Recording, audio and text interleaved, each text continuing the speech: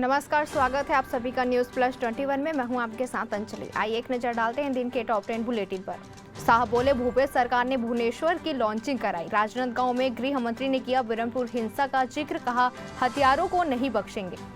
CC उप समिति की बैठक कल। कांग्रेस की दूसरी सूची को लेकर दिल्ली में होगा मंथन। सीएम भूपेश बघेल भी होंगे शामिल। राहुल ने मिजोरम में 5 किलोमीटर की पद यात्रा की। आइजोल में बोले, मणिपुर 2 हिस्सों में बंट गया मगर पीएम एक भी बार नहीं गए।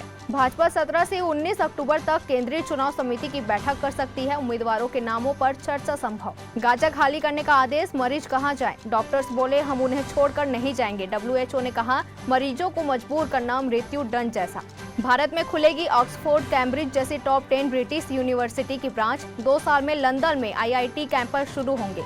सोना 59,000 और चांदी 70,500 के पार। 60,000 तक जा सकता है गोल्ड। लैपटॉप बनाने वाली कंपनी एसर की electric scooter unveil, full charge पर 80 किलोमीटर की रेंज का दावा। 128 साल बाद ओलंपिक में क्रिकेट खेला जाएगा। 2028 लॉस एंजिलिस ओलंपिक में 5 नए खेलों को मंजूरी मिली। टाइगर 3 के ट्रेलर में नजर नहीं आया पठान। प्रमोशन का भी हिस्सा नहीं होंगे शाहरुख खान, फिल्म में करेंगे कैमियो। तो ऐसे ही तमाम जानकारियों से लगातार अपडेट रहने के लिए देखते रहिए न्यूज प्लस 21, आपके हक की बात।